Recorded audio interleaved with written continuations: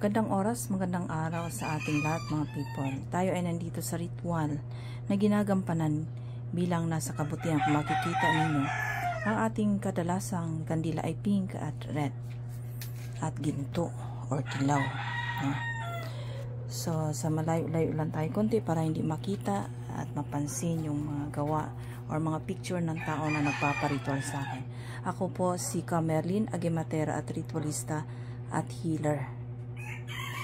So sa ginagampanan ko people, napakahirap. Pero ito talaga ang life ko. Bago ang lahat, magandang oras, magandang araw sa inyong lahat. Mga people na nanonood sa aking channel sa YouTube. Maraming salamat. Panoorin nyo mula umpisa hanggang matapos aking vlogs. Kahit pakinggan nyo na lang, huwag nyo na tingnan. Para mas lalong maunawaan ng bawat isa kung ano ang ibig sabihin ng mga ritual na ginagawa ng isang ritualistang legit. So, ganito yan people. Sa mga baguhan na nanonood ngayon, huwag niyo po kalimutang subscribe. Marami ka pong matutunan sa aking channel people. At huwag kalimutan subscribe, click sa bell. At huwag niyo po skip ang aking ads sa pamagitan na huwag pag-skip sa ads ay makakatulong kayo sa akin. No, na mapalago natin ang ating channel. Mga people, shoutout sa lahat ng mga nanonood sa inyo. Hindi ko na po kayo maisa-isa. At maraming salamat sa inyong pagtangkilik sa ating programang Agimatera at YouTuber. No? Agimatera, ritualista, healer.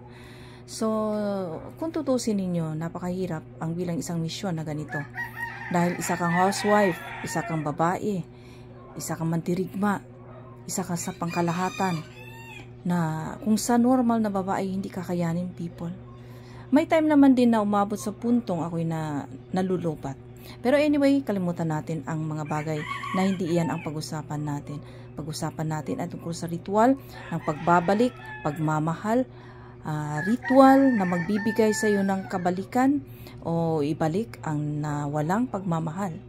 Ang ritual, isang panalangin, isang kahilingan, isang dasal, isang sinisindihan ng kandila. Ito po ay hindi libre. Tandaan nyo people, maraming mga nagtatanong sa akin at gusto yata nila libre. Prangka ako magsalita people sa loob, sa labas. Ako ay pagka ako'y nagsasalita, prangka, direct to the point. Di na natin kailangan pang tago-tago, pang lihim.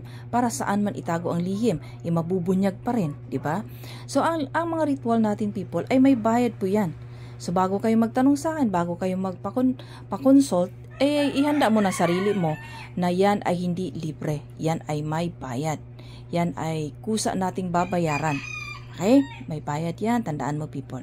Ang ritual na pabalik, pagmamahal, gayuma, pakonsensya, o binding love, ibalik, o ritual pabalik, ritual mahalin ka, ritual pakonsensya, ritual pamarusa, ritual kulam, ritual na magkaroon siya ng etc. Kung ano man gusto mong mangyari, ay dapat nating ipaghanda ang sarili natin na ang ritual isang panalangin, isang dasal, isang kahilingan. Minsan maaga ang talab, minsan mabagal, minsan mayroong weeks lang, mayroong buwan, mayroong mas matagal. Ganyan po ang mga ritual mga people, kaya sana marunong tayong maghanda sa ating sarili at huwag tayong magmadali. Kung gusto niyo na maganda ang talab ng ritual ninyo, huwag kayong magmadali, huwag kayong laging nagpapa-update kasi yan ay hindi maganda pag nagpapa-update tayo. Mayroon din tayong ritual na binding, ritual tali kalabaw. Ibig sabihin, pag tali kalabaw, ang ritual ay hahatakin, diba? Ang kalabaw hinahatak ng amo o may-ari. Ganun din po ang mangyari. Mahahatak mo siya. Yun nga lang people, ang mga ritual ay minsan ay mabagal, minsan hindi madali. No, mayroong mga matagal tumalab. Tumalab naman pero hindi ganun kabilis. Meron namang weeks lang, mayroon ng reaction, no? Ganyan po ang ritual. Huwag kayong magalit sa mga ritualista kung ang tingin ninyo ay wala pang nangyari, wala pang gumanap, wala pang nakitang reaction.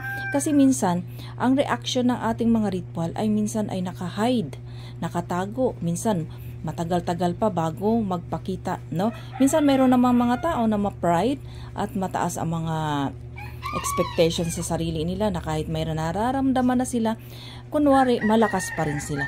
Ganun yun. Kaya dapat sana tayo unawain natin na ang ritual isang panalangin, isang dasal, isang kahilingan at sinisindihan ng kandila, ginagamitan ng mga sangkap na para sa ritual na matupad ang gusto nyo. Maaari kayong maghintay at huwag magmadali. para mas mabilis ang talab. Kasi para hindi sumingaw ang mga ritual na pinapagawa nyo. Maraming mga nagtatanong sa akin, nag-expect sila na mura, expect sila na mabilis ang talab, nag-expect sila na walang bayad. People, kawawa po kami mga ritualista, lalong-lalo na legit. Kasi yan po ay, tingnan mo yung mga ritual ko. Tingnan mo yan, nakaipit sa kahoy. Ang mga ritualista ay nagpupuyat, nagpapagod, pumupunta sa mga kung saan-saan para mag-ritual at matupad ang mga kahilingan ninyo. Mag-effort naman din sana po tayo mga nagpa-ritual sa aming mga ritualistang legit, kasi kami ay hindi rin po basta-basta na ang ginagampanan namin, mahirap din po. No? Nagpupuyat kami, nawawala na kami ng sa pamilya namin dahil sa mission namin. Pag ako nagmi-mission, people, hindi ko rin yan kinakalimutan, ang pamilya. Kasi may pamilya ako eh. Kaya half, no? May ritual tayo dito, gagampanan ang bilang nanay, gagampanan gawaing bahay. Kasi wala po akong katulong. Bira lang ako kumuha ng katulong magpalinis ng bahay, ganun lang. Kaya sana maunawaan ninyo at huwag kayong magalit sa aming ritualista kung in case man wala pang nangyari. Yan ay parang sugal, nagsusugal ka. Laliging handa. Ihanda mo sarili mo sa lahat na mangyayari. Okay ba, people? At huwag kayong magalit sa akin kasi may time ako mainitin ang ulo. Mayroon naman akong time na malumanay. Katulad ngayon, malumanay ako. Naintindihan at naunawaan ang bawat bigkas ko. Kasi malumanay ang dating ko ngayon. Dahil ang sumanib sa akin ay iba na naman. Mayroon din time na ako pang nagsalita at nagbibideo ako, halos mabilis ang salita ko. Halos hinahabol ako ng kabayo. Diba? Nakikita nyo, naririnig nyo, natatandaan niyo ang aking mga video dyan minsan ay mabilis, tatatatat, diba? Ganun po, kasi ako ay may mga gabay. Minsan, ang sumasanib sa akin, mataray, nagagalit, ibang suplada, ibang klase. Meron namang pag pumasok, parang mga diwata na halos ang kausap mo ay mga santo at santa. Yan po. Kaya sana maunawaan ninyo ang mga katulad sa aming mga spiritual na gawain at may karunungang lihim. Kasi iba-iba rin po ang taglay ng aming mga karga sa buhay. Lalong-lalo na sa akin. Agimatera ako, ritualista at healer pa.